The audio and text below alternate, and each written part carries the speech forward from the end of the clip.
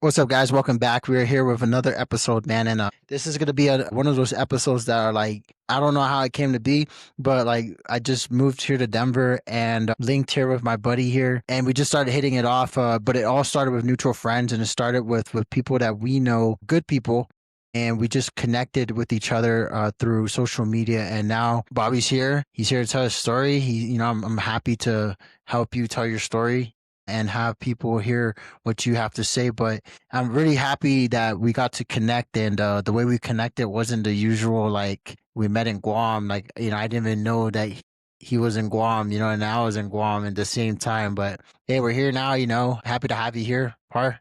Thank you. Welcome. Just a blessing to tell my story, but to, help you expand what you got going. So Par, tell us where you from. So originally my family is from Santa Rita, but me, I grew up in Dedido. Dedido is parts of Dedido. So we moved around a few times in Dedido, but Dedido is where I would say up north. Nice, Yeah. nice. What school did you go to? So elementary.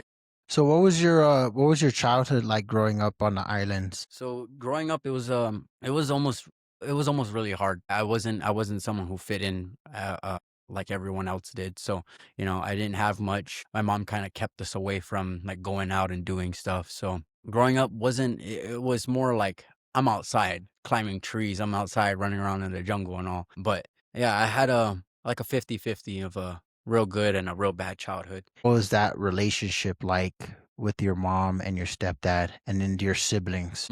My mom, I've always had a fear for her, mainly because she she just put that in me. It was less of like her discipline, but it was like my mom always knew what was right for me. She always made sure that I'm not trying to get in any trouble. I'm not trying to do all the bad stuff. Was your mom and your stepdad always there in your life since a young age, or was it like did he just appear when you were like in your teenage years?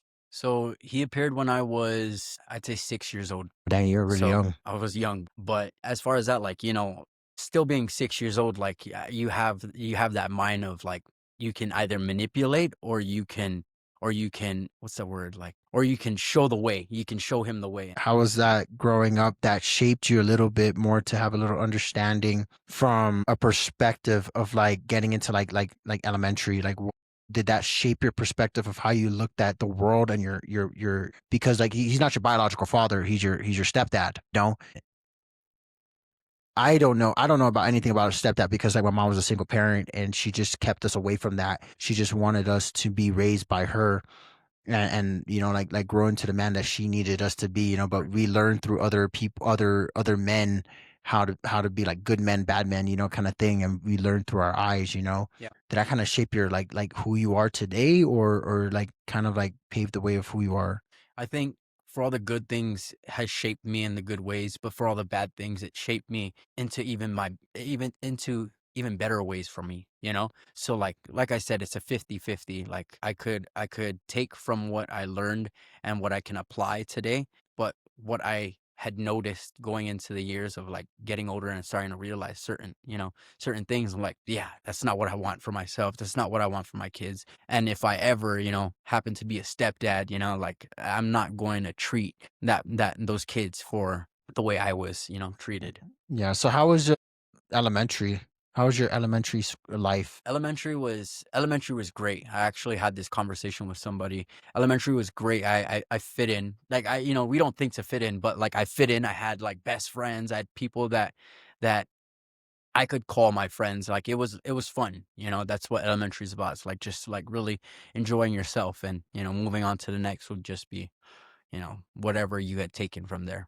But yeah, So elementary was fun. Now moving into middle school, was that where you had your challenges in middle school? middle school happened to, be a lot harder. And not only because it's middle school, it's like I was put into like the SPED program, and not a lot of kids are in the SPED program. So, it's like I have to hide going to classes. I have to wait till everybody's in class and I'm in class late. So, just so that way I didn't. And that was the thing too. It's like, I feel like I've always been that person to not cause trouble, but like if I saw something, I'm gonna say something. Yeah. And there was this one time that I went against one of my friends that I would still consider I would we would consider friends. each other friends till today. But we were running back from the soccer field into the gym in class, and he had stopped with this one girl behind everybody. And like I peeked and I saw that he's kissing her, but it's not his girlfriend. It was one of the other boys' girlfriends. So I had went after school when they're in the bus. I went to the bus and I was like, "Yo, so and so's kissing your girlfriend."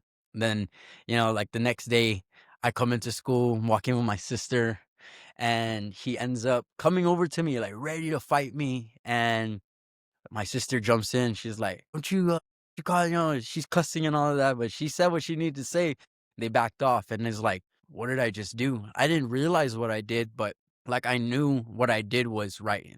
They ended up like not believing me, and it was totally fine because middle school, 6th grade, like you're not gonna remember that in the Yeah. next fucking 5 years or what. But going into middle school was really hard. I would feel like people did like the good person, but for the most part, like I was more close to like the school aides or one-to-one aides. And, I would find myself hanging out with my sister and her friends and getting close to them rather than having my It's own. always the one-to-one needs. Seriously. But 7th grade, and that was the thing, like I forgot to mention, like 7th grade, I moved out to Louisiana.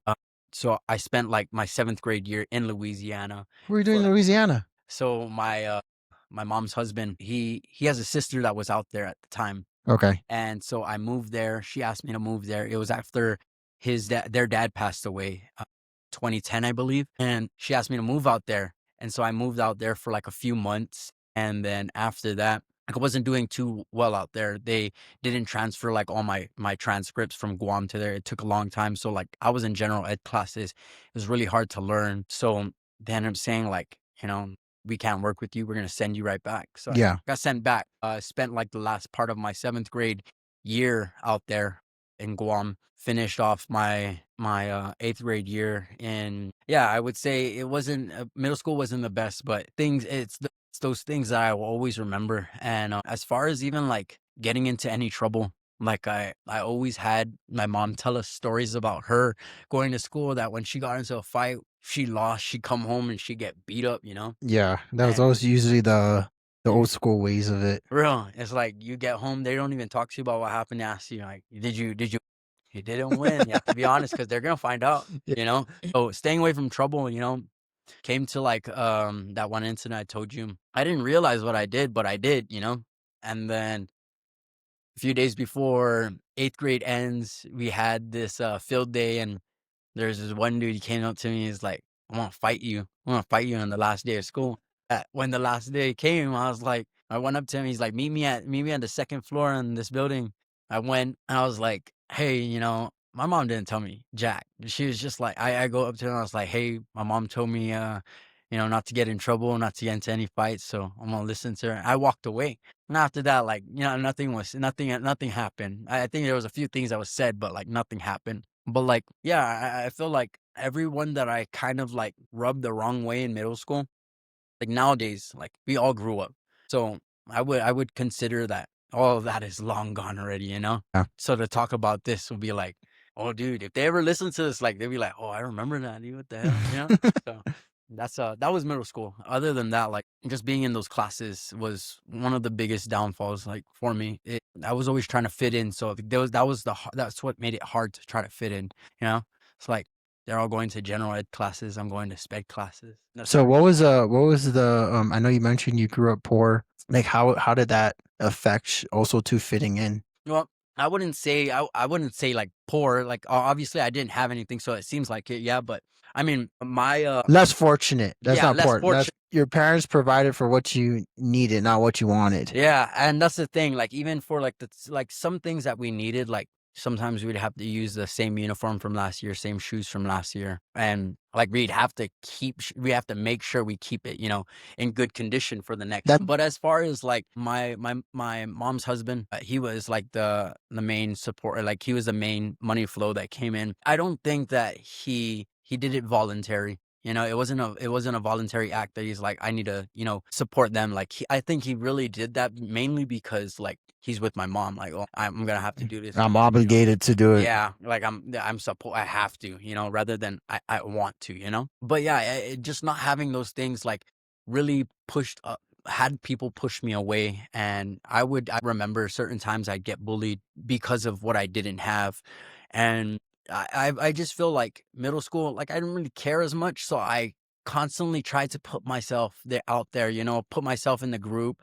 I'd wear like some raggedy shoes with some jeans. I tuck in my shirt on like dress down days, and I'll try to look good. I'll put like the that trend with the shoelace through your belt, your belt loops. But I would feel like everything started to come down on me when it came towards high school. And that's where I started to like, those teenage years, like those later teenage years, like you start to feel like, shoot, nobody really wants to be around me. And, why is people like doing this to me? And that's what I felt like I had, like going to all of that. It's just like a victim mentality, things just hurt more. Yeah. So, yeah. So so middle school, you had a fairly easy middle school, um, and then you get into like freshman year. But let's talk about like the dynamic of your family going into freshman year. How are those times with like your stepdad, your mom, and your siblings? Yeah, with those early years, I would notice like, certain arguments they would have. And me and my siblings will always be like tucked in the back or in the living room, like just watching all of it go down. And like we could have left, but it's like we were young, so young that it's like it kind of stuns us. And there was this one, I can remember this one time that they had an argument, and it just went real bad. My mom ends up, bringing out some dirty laundry and poured it right in front of us. Like she probably didn't intend to, but like what she did is what she did, and what you do, you can't take back. Yeah. I could really remember this one out of that argument. My brother comes up to me after, like, it's all done, and he's like, look at this. I found a marijuana pipe. Literally, it was a crack pipe. It was a kick Mm, pipe. yeah. And I took that from him. I got mad at him. I smashed it. I was like, "Don't you ever touch that?" And Yeah. that's where I felt like that's not what I wanted. And like a lot of people that are around that, like are raised around that. They like I'm pretty sure you've had friends that's like touched into it and like Oh yeah. probably got high off of it. Yeah, 100%. Probably like I had like I said, I grew up around it with my uncles, my aunties. They touched the pipe. I at one point in time, like I would go with my one of my aunties. Like she's already passed away, but I would go with her, and I would go to the man's house to go score. So I knew where to go get it too. I knew where to get it. I knew how to like. It came into the straw, the little straw. Get all the things on the corner. And then you have everyone around. They covered the blinds and everything, and they're just smoking. You know what I mean?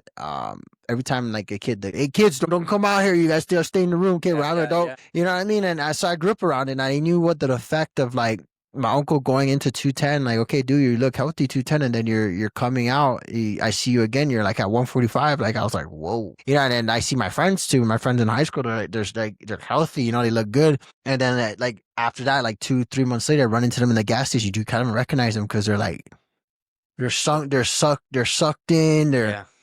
Yeah, bro. What are you doing now, bro? They're just tweaking.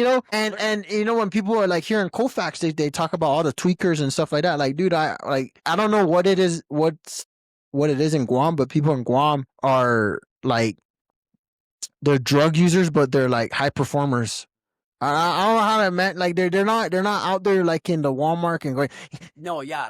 But they're just tweaking. they're just on it, and all you hear on the news is like bus driver got busted for smoking ice, and he was driving the bus. You know what I mean? No. He only got caught because of that one time he hits a car. Like that's it. But other than that, you don't know how long. He probably like for 25 years he's been smoking crack and driving the bus. Like a lot of them are like high operators. You know what I mean? They're not like on the side of the road. Like that he got caught. He got caught. He was driving into the port, and he ended up landing himself on the news. He was driving the tractor trailers, driving into the port. They pulled him over, did a sobriety test. They ended up finding it in his shoe.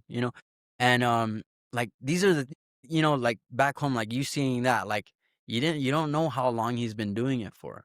And that's the thing, is like I could account for how long he's been doing it. So like, yeah, you are right. The crackheads back home, they're really high performance. They're weird. They're weirdos. Yeah, like, no, seriously. And some people won't see that, like the people that that didn't grow up around it, they won't see that there are certain like, like tweaks or symptoms that they're showing, or, just, so it's kind of weird that out here they're just free with it. Yeah, or they're like their brain is fried. Yeah. Yeah.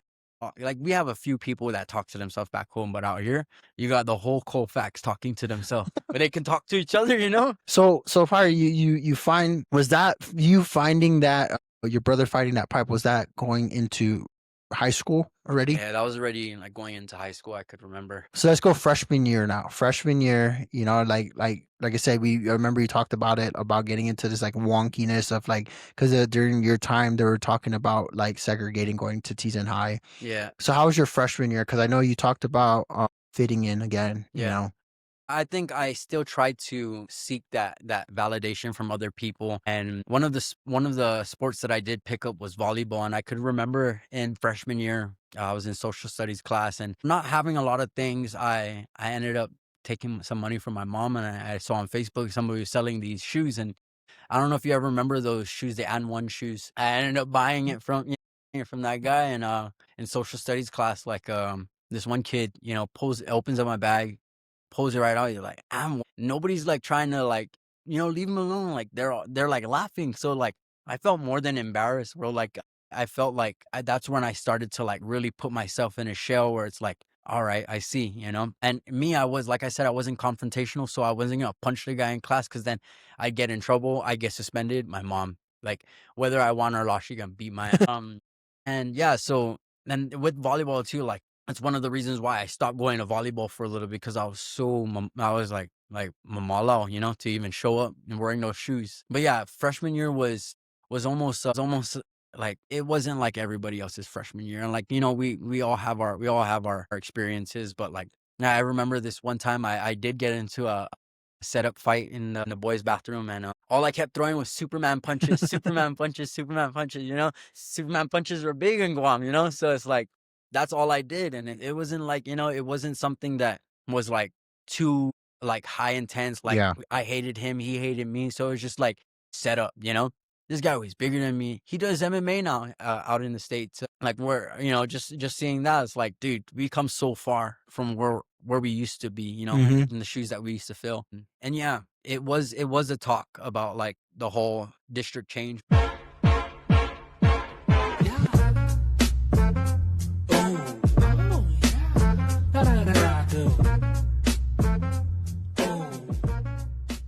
So sophomore year, I ended up taking the CCD classes at Barragata, and I started like meeting people that were going to be transferring over to Tizan as well. So I started like really enjoying spending time with them. And then I also got close with one of my classmates. His happened to be a relative, a distant relative. And, just after the weekend, after Saturday, Sunday, goes back into Monday, I'm going back to school. Like I would then, like I said, I would go, and talk to my teacher, my carpentry teacher. And he kind of like, he like really opened me up to more of like the bigger picture. And like I said, I wish I stuck to that. Yeah. But after like school ended, sophomore year ended, I was going into junior year, where Tizan, they didn't have any uniforms, and all they had was a T-shirt that said THS, And I started working. My mom, she ended up, telling me I need to get a job. Going into junior year, needing a job, bro, like my mom just wanted to get me away from her, whatever. But I ended up getting a job at a summer job at Mr. Rubbishman. And with that, I was able to make a paycheck and make some money, so that way I can buy myself some clothes. And given that my mom took like almost 90% of that paycheck, or basically the whole paycheck, and all she did was like take me to Ross, and we would buy clothes. And so I was looking for the nicest clothes, nicest jackets, nicest shoes, So when it came time for like starting school at Tizan my junior year, I made a lot of friends. And I feel like it's because like I wasn't that raggy guy, that raggedy guy. And so I started to make a name for myself. And I was like, I'm really gonna make a name for myself, not knowing that it's gonna bite me in the ass like later down the line. So with that, like my junior year went well. Towards the end of my junior year is like when the picture Rob from Wendy's came in. some like 4 for 4s and 10-piece nuggets. I doesn't know because I was dealing. 4 for 4. Yeah. You go ask for Rob when you go to the window. Okay, he's gonna give you one milkshake. I order one milkshake for 4. And there's a lot of people that I could say that knew me as Rob from Wendy's, especially like this one guy that I always talk to. And when I do talk to him, he always brings it up. Alonzo, he still brings that up. So it like kind of like I get glimpses of those times, right? And really, I knew what it felt like to not have it, have it all, or just Yeah. have certain things. So like when I would see like the elementary kids or even the middle school kids come in, like there are some kids that weren't able to get anything, and like they're just sticking by the counter with their friends while their friends are getting stuff. And it just went as far as like, hey, come here, let me give you some food.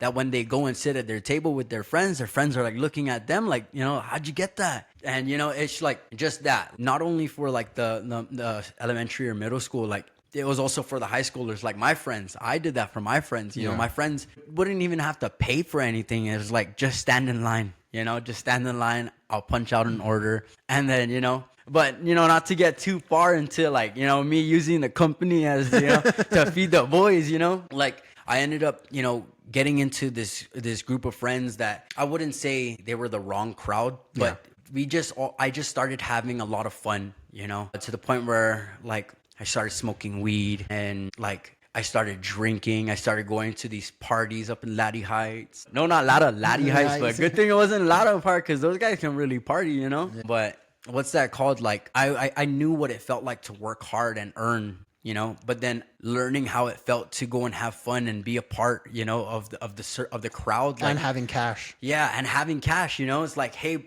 Bobby, Park, let's go, Let's go to with movies. us. I got this. Dude, this. and that too, like there were some of them that can, or most of them could pay for themselves. Like they had, had parents that was able to support them for whatever they wanted to do. So like, it was just the fact that they saw me as, as one of them, one of them. And, yeah, I would say that Rob from Wendy's was just someone who played a big part of me, but also I can say that it played a big part of other people's lives. Like I said, some people do remember that, But I think I might make this show called Rob from Wendy's. The start of a new era. I know you mentioned you had your ex-girlfriend, right? This was your first. So how did that play a factor with you, like working and then like, having your first girlfriend? So, I mean, my senior year, going into my senior year now, like I didn't have a car. I had a moped, and I'll pack you. back in the back of my, yeah. So I had a moped, and that's how I would get to work, rain or shine. My mom would always just tell me like, make sure you wear that reflector vest. So I was with her for quite some time before like getting let go from Wendy's, right? It was it was around the time that we were having our proms now, like our prom came about, and like I told my job like, hey, I'm gonna, on the weekend I'm not gonna be able to come in because like I have prom, and I told them this prior, they didn't put that request in. I ended up losing my job, and I went to her prom, lied to my mom that I still had my job. So I was like riding my moped to my friend's house, just like chilling there until 7 p.m. came. But as far as like being with my ex-girlfriend, I would say that her being my first relationship, like I focused too much on the relationship and started letting go the things that really mattered, the things that would have helped me advance where I wanted to be. And yeah, I ended up getting into, just too much fun, and too much fun turned into too much trouble, Yeah, I can see that. And with that, like I ended up my senior year, like a few weeks before school ended, I ended up getting caught with 2 ounces of weed in my hydro flask. And with that, like never in trouble with the law before that. Like it was something that hit different, that I remember going home before going to school with it and still taking it to school. And my little sister, she was a freshman at the time. I went up to her that morning. I was like, hey, look at this, And then came time, like right before lunch, I was in my choir class and they had pulled me out because somebody had towed. And like, that's the thing. Like I was always told like, oh, this person towed by several people, So it was like, it was hard not to believe it, But I didn't look at who towed on me. I looked at like, I just got myself in trouble. Yeah. So being 18, like, you're an adult already. You're being charged as an adult. I went into the principal's office, and they brought me into the principal's office, and I was really close to this one principal, disciplinary principal, Punzalan. And he played a big part in my life at the time. And it was to the point where like even my ex-girlfriend's prom, I didn't go to my prom because my ex-girlfriend didn't want to go to it. So we ended up just going to hers, and my grandpa had sent money to my mom to fund my tuxedo, to fund my prom. And so when I told her that I wasn't, I don't, the money went elsewhere. And I ended up going up to my mom like, hey mom, I'm going to her prom, can we use that money for it? She's like, what do you mean use that money for it? That money was supposed to be for your prom. Now you're gonna go to hers. Like, figure it out. So I was like, dang. I went to school. And in other words, it's gone. It's gone, dude. So I went to school the next day, and like I opened up to Puns. I talked to him, and I was like, hey, I need a tuxedo, and I wanted to know if you could help me. And like he just like, he's like, yeah, I got one for you. And he made me use his son's prom tuxedo. So it was like, it's like, what am I not used to? I'm used to the hand-me-downs, And I'm a rocket. I'm a rocket, dog. I'm telling you, it was a really nice one too. That's good, man. So like, other than that part that he played into my life, like going to the day that I got caught, being sat down in his office, he had looked at everything, before even the SRO came in. He had looked at everything, and there's this school aide that's sitting next to him who was a reserve cop at the time. He looked at me and he's like, boy, this is a lot.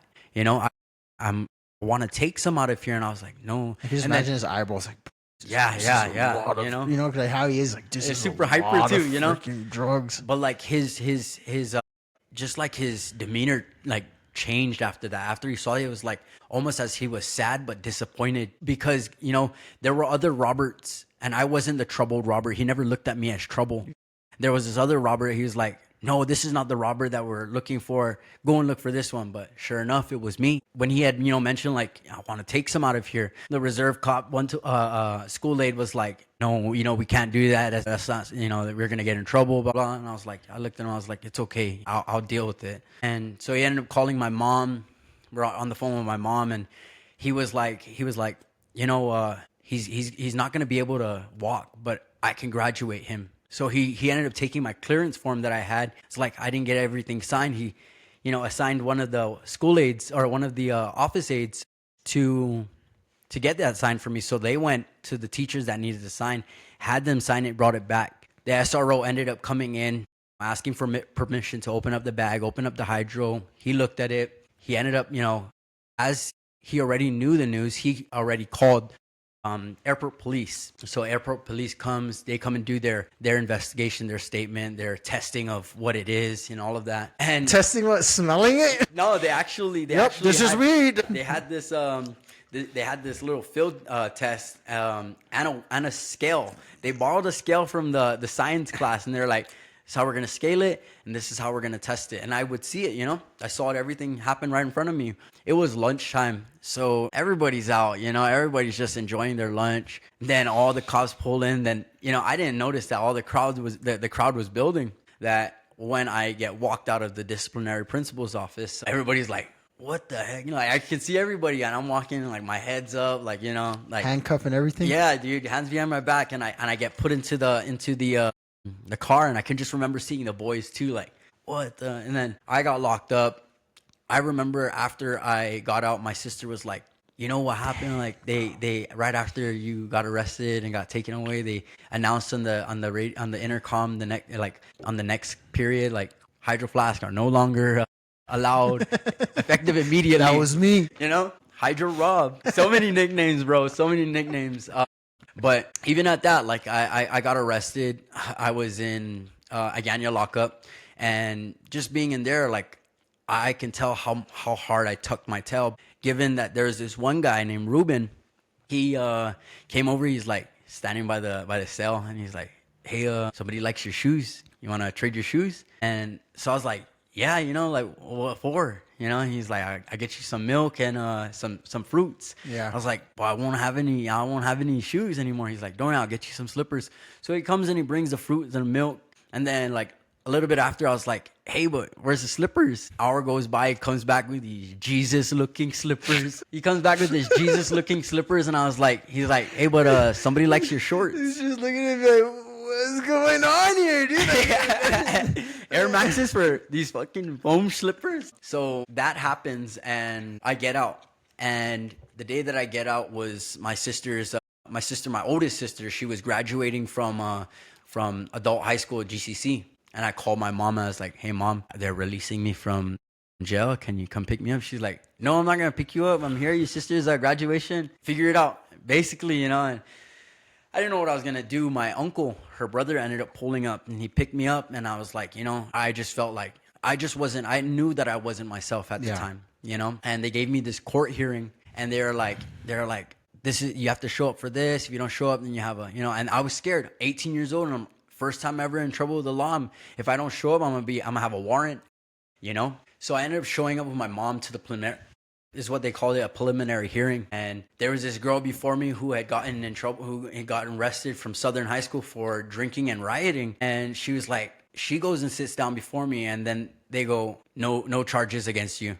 And I was like, oh, and then she comes up to me as she's walking out. She's like, don't worry, they're going to drop it for you too. I was like, hell yeah, So with that, I was like, I went, sat down, and they're like, I was like, nah, I'm just trying to tell you what they're about to do. No, so I go and sit down. They're like, all right, next court hearing, boom. I was like, damn, they didn't let it go, So the court hearing after that, I had my mom and her husband come, and right when they're about to finish with my hearing of the day, they schedule another one. My mom's husband stands up and he starts bawling tears.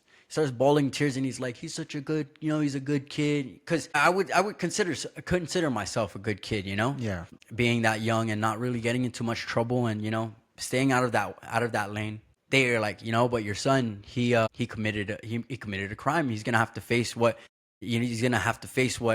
consequences, that he created for himself. So I was like, I sat there quiet, going to it. Like after that hearing, I didn't see my mom there. I didn't see her husband. Like nobody came. I felt no support. I ended up getting kicked out. They kicked me out. I started living with my ex-girlfriend, the second girlfriend that I ever had. And with that, like they supported me, but like, I wouldn't say that I wasn't looking for their support. It's just like, I knew my mom, I knew my mom for those things. And at least for just her to be my mom, that I started to like rebel even harder. Yeah. I ran from court hearing and check-ins. And how did your mom feel about that? Like you running away from court hearings and check-ins? Did you ever talk to her about it? No, me and my mom were never really on the same picture. Like once I made that mistake, like I would have been her first son that she'd see, her oldest boy walk down the aisle ready to pick up his diploma. She was so disappointed in me. Dang. To the point where like almost like for a few years after that, she used it against me. Like she used that I wasn't a perfect son. Like, we would argue. Like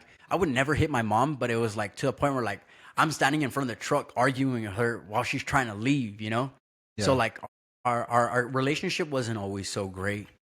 Like, so I understand her, but at the same time, I was trying to understand why you're not there for me. Like, why am I all of a sudden the villain in your story, But it's just, she knew one thing. She knew to graduate us, and she accomplished that, I did graduate, but like I didn't reach her expectation. So I ended up moving in with the second girl that I ever got with. And like they were there for me, but given that I got too comfortable with them, I started to resort to like doing, bad. Him and his wife tried to be there for me. And, just with that, like, I really wish that I took them up on that, because I would have been in a really different point of my life, And, that saying is like, there are bridges that you burn, whether good or bad, to get to where you want to be.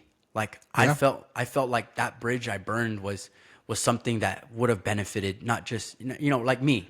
Yeah. It would have benefited me to be in a good place. Was that like, did he know when you were you staying under their roof? I was. Did he know that like you were on the run? No. You just kept that away from him? I kept that away from him, and I ended up going back, and I tested positive, and then they ended up shifting me to the court again, and they bag and tag that, and then they shifted me to the court hearing, and then it goes into like me going back, like the judge says, if you don't shape up, like you're gonna feel the consequences I have for you. Yeah. So I did for a little bit, but given that I didn't have the best like the best guidance through it, like through the court within like the system, I ended up going on the run again, and super not proud of it. But it's like, what was I supposed to do? That I went like 5 public defenders deep, and it came down to the last public defender, Stephen Atori, and he ended up like knowing the next prosecutor that was coming in, that was going to be sitting in their seat. And the prosecutor before that, he was just like, no, we're going to pin him. We're going to get him for everything. Like 18, 19 years old. Like, I didn't know what to expect. So this new prosecutor comes and sits in, and they know each other. So it's like, we're going to help you out. You know, we see that you're a good kid, despite like the mistake you made, mistake that you made, and then the mistakes that you made in between. Like, we're gonna defer this. So it gave it like a few after that. Now I'm almost towards the end of this court hearing in 2021, and they go, I go into. That was the second time I went into when I was on the run still, you know. So that second time I was, you know, my ex-girlfriend, my third girlfriend, her dad, you know, was like really trying to help me out, get a job and all of that. And I ended up telling him, I came out clean. I was like, you know, I'm actually on the run. You know, I haven't checked in. I haven't been to probation. He's like, I'll call you tomorrow, you know? And it wasn't like he was getting mad at me, because like he almost like saw someone in me that he once was, you know? And like going into that, like he was like that second, you know, father figure that I would say that I had. And he kind of like, he called me the next day and he's like, turn yourself in, go self-surrender. So right after that, like I dropped everything. I went and self-surrendered, spent some time in Agana lockup again. Got Jesus slippers? No Jesus slippers this time. I made sure I kept what I had when I first walked in. Yeah, so I spent that time in there, 48 hours, I believe. And then my ex-girlfriend, she came and picked me up, and that felt really nice. You know, I wasn't happy that it was her to come pick me up, because it was kind of embarrassing, but to get affection from her right after that, like that's something I felt great about. But yeah, just going into like that whole part of my life, like it's something that I fully wish never happened, but like it was my actions, you know, it was my actions that brought me there. And not only that, like I ended up clearing from this case. They ended up dropping it to a petty misdemeanor, and they dropped the intent to distribute. It went into just being a petty misdemeanor, and then later, like a few days later, it went expunged. And then going into like being in the relationship, you know, with my third, I ended up scoring a real good job at Docomo. And that's why I say real good, is because like I've never had a job that offered health benefit, you know, like insurance. Yeah. So just having that, like I could thank one of my friends, you know, for helping me get that. And I did really well. You know, I was answering calls of like customers that are like, you know, super mad, like, why is my internet down? Or why is my billing say this? Where do you stay at? You mad at? That's why. So Move up north. Yeah, no, seriously. So I ended up doing really good there, because like after calls, like I would talk to customers that are mad, and then after the call, they're like, "Thank you, boy," or they'll just submit like good commendation, you know. Hey, that's good customer service right there. Yeah. Boy. So, and that's the thing. Like once I got rid of that, like I felt free. I felt free almost. If I didn't go on the run, like I was talking to my buddy about this the other day. I was like, if I didn't go on the run and like extend that for myself, all of that would have been dropped. I feel, but like, you know, timing plays its own. So I'm really just grateful that it ended. Going into the relationship that I had with my third, her dad, like, you know, kind of like took me under his wing for the time that we were together. That midpoint in our relationship, I ended up pulling another case, you know, and it was things that was said. It was things that was said from the other person that didn't sit well with me. You know, it was sickening to me. So I ended up doing some wrong things, and I ended up catching another charge. You know, and my court hearing was set for like 3 years after. That's crazy. They probably would have forgot about it. That's what I'm saying. You would wish, right? You would wish, but like that's where like that blessing came in. Like once that day came, I went to the court, the northern court right next to Taco Bell in Dedido, and I sat in for the entire until they were done and they were ready. They were getting ready for this next session, like the afternoon session. I was like, you know, I'm sitting in there. They're like, "Were you called?" I went outside and I started talking to the marshals, and they're like, "Well, we don't see anything for you, right? Yeah. You're gonna have to call the AGs." Because usually they have a board. They have a board up They and it do. says your name and Yeah, I didn't see it there, so I didn't, you know, I didn't question that. I just sat in just to yeah. make sure, like, oh, I don't see my name up there. I'm gonna split. I ended up sitting through it, and then after all of that, they told me to call the AG's office. I called the AG's office. They didn't know what to say. All they said was, "We'll look into it. Follow up next week." So I followed up at least 3 times until that third time came. They're like, "Well, you know, we know what your case is. We're not gonna further with it." And with that case, like, I didn't just have that case and like that was it. Like with that person that, you know, I had some trouble with, me and him talked about it. You know, we squashed it, and he was like, "I'm sorry." I said I was sorry, and went our separate ways, to where he was like, you know, just in case, type out or write out a letter, I'll sign it, you know? Wow, that's and I nice. still have that letter till today. That's nice. It keeps me humble, because not only did he help me after like charges were made, like the case didn't go through. It was like 2024 came, and like a little bit before that case got let go, my sister had asked me, like, you know, we started talking about, you know, moving out here. Your sister was already living out here. She was. She was in the military. She then retired, and that's when we started talking about it.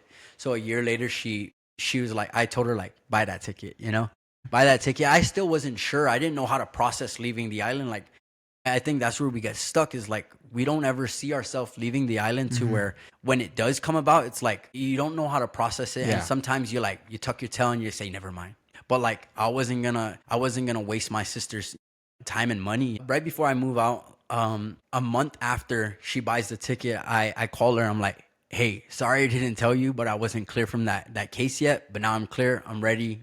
At that time, like, I was staying with a friend. I was staying with a friend who helped me, just like stay on my feet. And that's something I was used to, is house hopping, you know, and going into like counting the days down until moving out here. Like, I moved out on a Sunday. It was Liberation Day, and with that, like, I had to say goodbye to my brothers. I had to say goodbye to my nieces and nephews, my sisters, my mom, you know, and that was one of the hardest, you know.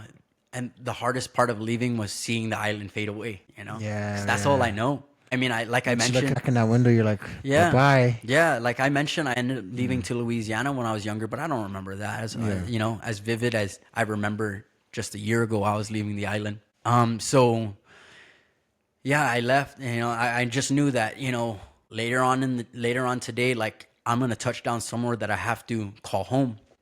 Yeah, it was great, because like moving out here wasn't just for me, you know. I wouldn't just credit myself for that, but like for my sister, like being out here alone, being in the military, like, I'm sure you know it, being in the military is quite hard sometimes, you know. Yeah, it And takes just a lot of time away from your family. yeah, and so she didn't have family out here. Like, we had my grandma's sibling that stayed in the Springs, but it's like, you know, she didn't have us. You know, she didn't have her siblings. So moving out here, it was like one of the biggest things that I could say was for the both of us, was like her getting married to my sister-in-law Sammy. She asked me, she's like, she didn't really ask me. She told me, like, "You're gonna walk me down that aisle," you know. And I was like, you know, I'm more than welcome. And not only that, like, you're gonna be my best man. So not only did I walk her down the aisle, I stood right by her. I held the ring that she got married with, and just all of that, like, really fell on me. Like, yeah, she told me that. I knew what was gonna happen. I could feel what it felt like, but to actually be there and to experience that for her was great. Was greater than I could ever. Mainly because, like, she did tell me, out of all the men in my life, you're the man. You're the man. You're the father figure. Like, you're the man in my life. So like, me wanting that for myself and getting that off of my siblings, like, mind you, like, I didn't spend so much time with my siblings after getting kicked out, you know? Yeah. And so I didn't see them as often. Like, it went 2 years I didn't see them. Dude, so that means your sister saw the reason why she wanted to buy your ticket, because she saw something, like, she saw something bigger in you.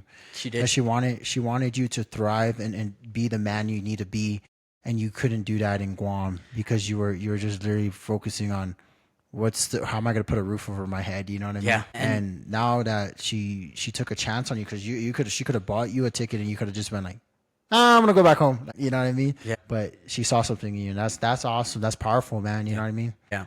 And with that too, like not being around them and being the black sheep within my family, like I was never the peace in the family. I was always their chaos, you know? Yeah. So when it came down to it, like my siblings didn't really believe in me. Like they pushed me away too at the time.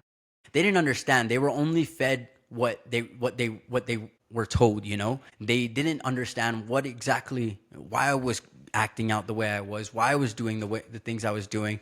And I didn't understand it Yeah. as well. So like for her to have that I'm not gonna have him come to my, and this is like facts, like she didn't have me, she told me I wasn't allowed to come to her graduation, you know, and that hurt, you know, that to I want you to be my best man and walk me down. Like I then knew like they understood me for who I was, you know, who I was.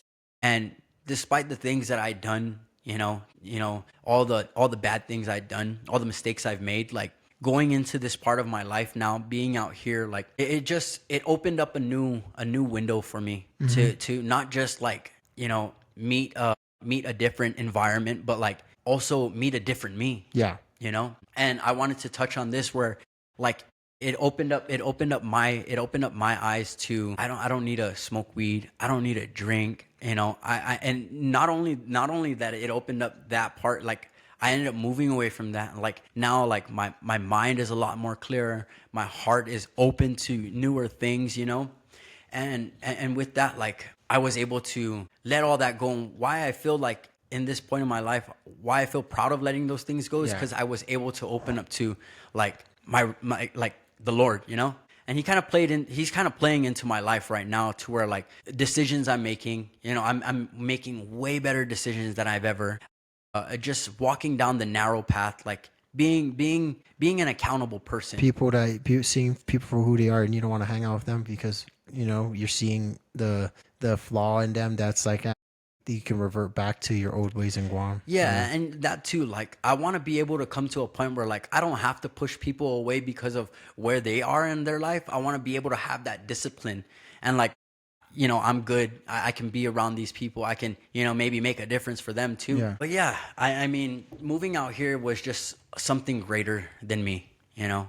So What was your feeling like when you first landed here, and then you know I know you told me your sister got you the job at Vasa. How was that? I mean, once I moved out here on the 21st, the 24th I had, excuse me, the 24th I had an interview. And the interview, you know, when you go into an interview, you're nervous. I was pretty nervous, but like right after the interview, they liked me, so they hired me on the spot. And I was working at the front desk, you know, just when people come in, I check in, and I check them in. I say hi, I say goodbye, and all of that.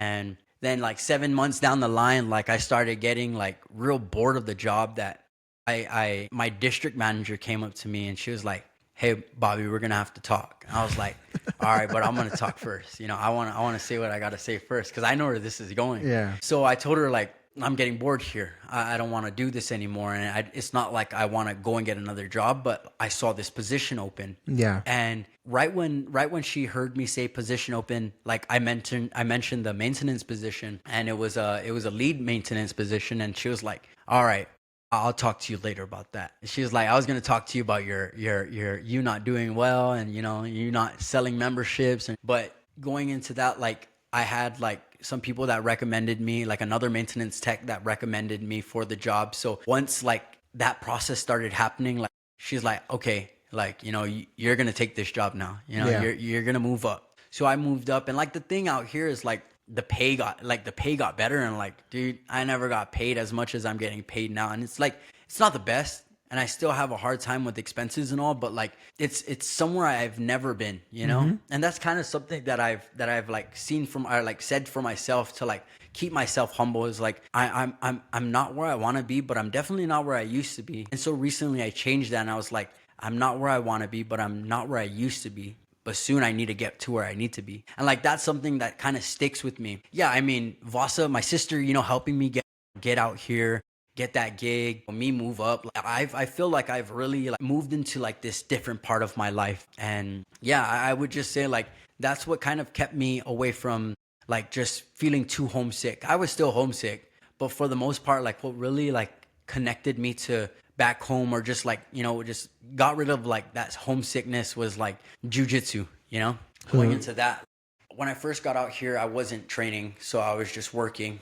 And all the boys are messaging me, and we have this group chat called Mentico Rollers. Mentico Rollers. Shout out to the Mentico Rollers. Shout out to Mentico Rollers. So before we get into jiu-jitsu, you started back in Guam and Figu, and then you started doing you trained there for a little bit, then you stopped, then you moved out here, and then now you're speaking on like getting connected, and like from home. What's it about jiu-jitsu that gives you that connection to feel like you're at home? So, I mean, just the fact that when I started there, like the first day I started there, Professor Elijah, he asked me what's my name. He had me stand up in front of the class. He's like, "What's your name?"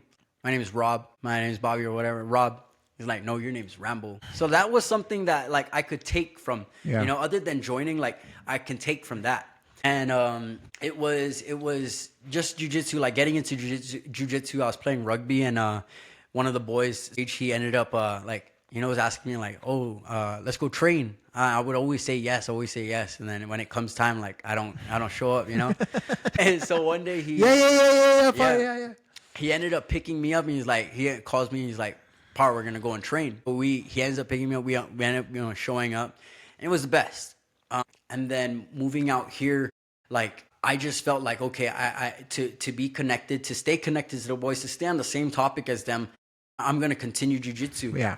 And at first, like I really felt like I wasn't doing it for myself, but doing it for the boys, for them. And I would say I was enjoying it, but like I had to like really find it for myself, that joining this gym, Logos, they felt more than a gym. They felt more than, just learning jujitsu. They felt like family, And I could say that other than them taking me in and really, showing me what like true camaraderie is, they helped me in like expenses.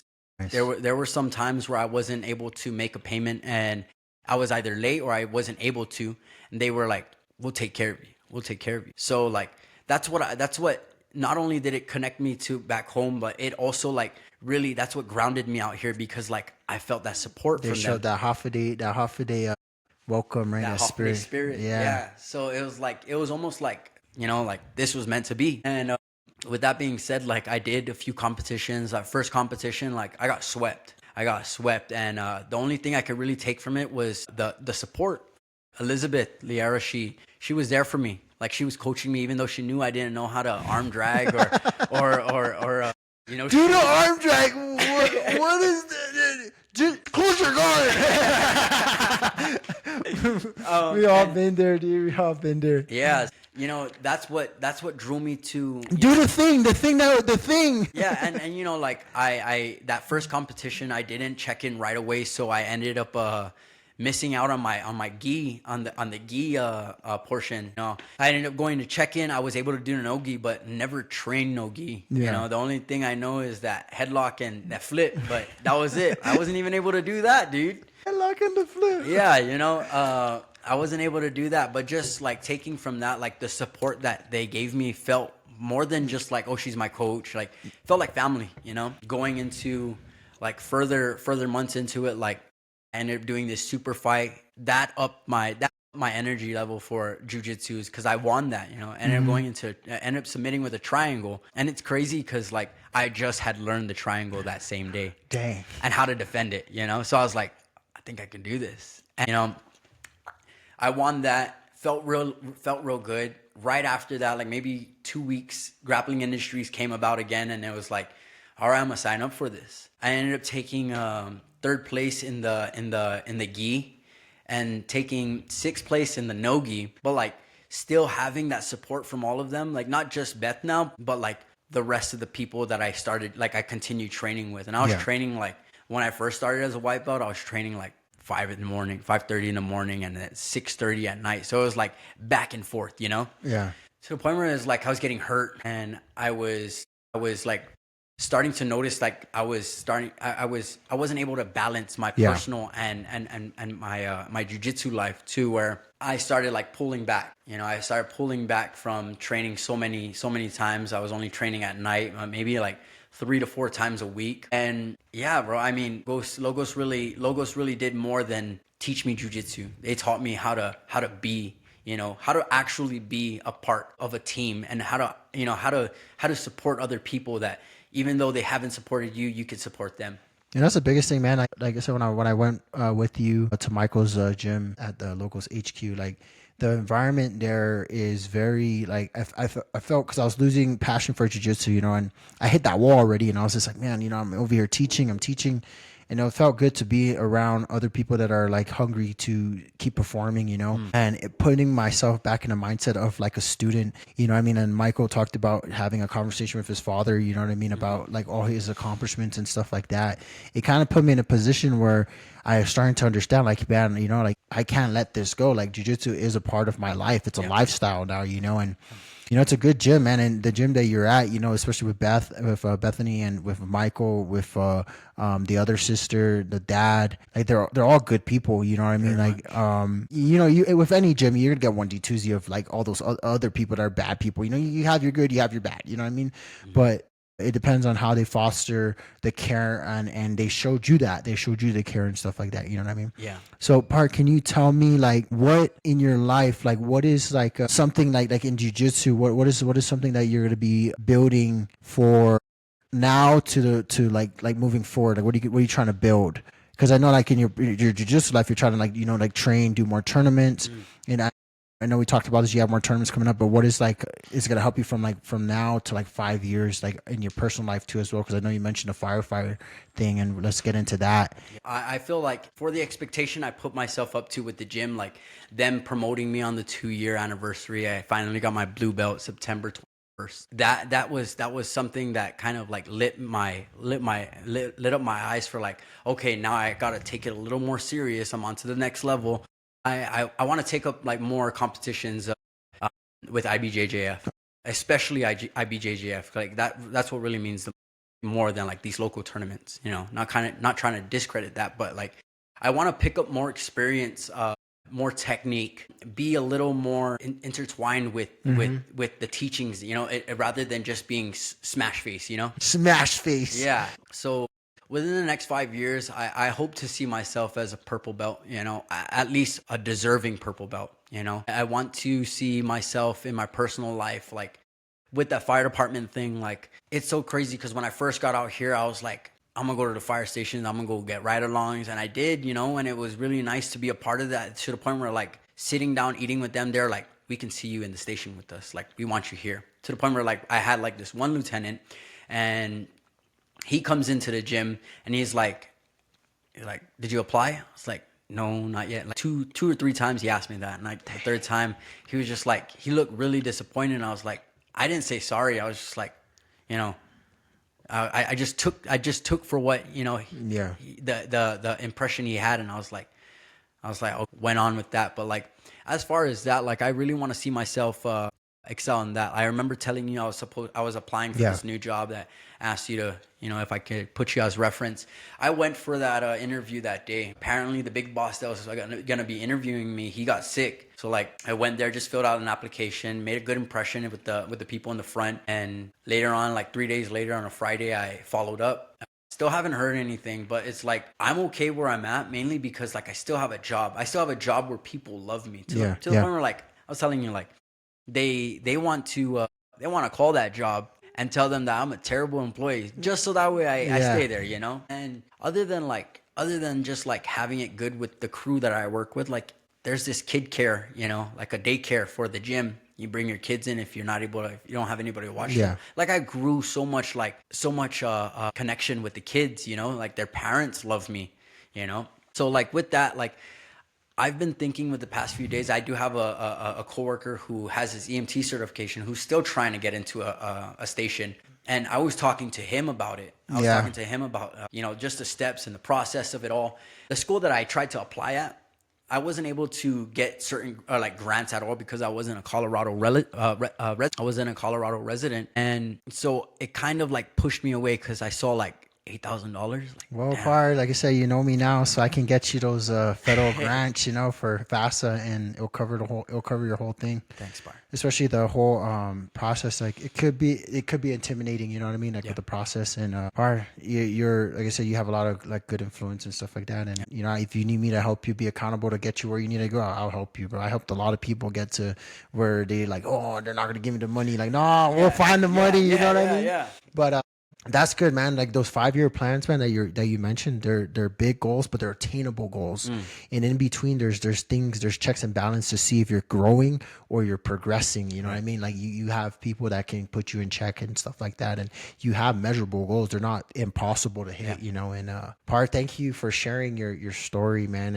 And just one question, like what is one thing you want to tell someone like they're trying to leave the islands and they're scared to, like what are some advice you can give them? Anyone who's trying to leave the island, I would just say like, let go of everything you understand. Let go of everything. Like really empty your cup and open your mind and open your heart. And like I said, that's something I would go on. I would follow through with on a day to day out here as well. Just a better life. Like if you want like a difference, you got to make a difference. And moving out here, if that's your plan, like you got to come out here. You gotta not just like get into a job. Like you gotta find an outlet, because without an outlet, like I noticed an outlet benefited me mainly because like I was able to do things out here rather than, I know some people that don't really do anything. They kind of get like stagnant, or they get bored, or they wish that, maybe I should go back home, You're gonna be at a paseo popping the beer and be real, like, if I just left, if I just,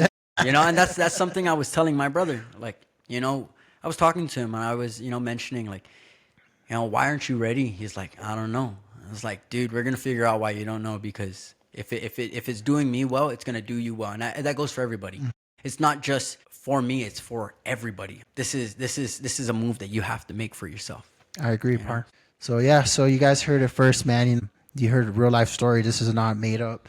If this is resonating with you, and you know someone that is like struggling out there that needs to hear these stories, you know what I mean? Like if you're stuck in a position that you think it's impossible to get out, you heard it first from Rob, man. Like I've heard Bobby. Sorry, Rob from you heard from Bobby, man. Like Bobby lost it all. He gained it back, and he just through good guidance, and he's gaining, and he took a chance on himself to make his life better, and it took him to move away from the island to have more than what he has now, than what he had before, but also to know himself. And if you know someone that's stuck in the position that they're in, and they need to hear this, man, like hit a like, hit a follow, hit me up on Instagram.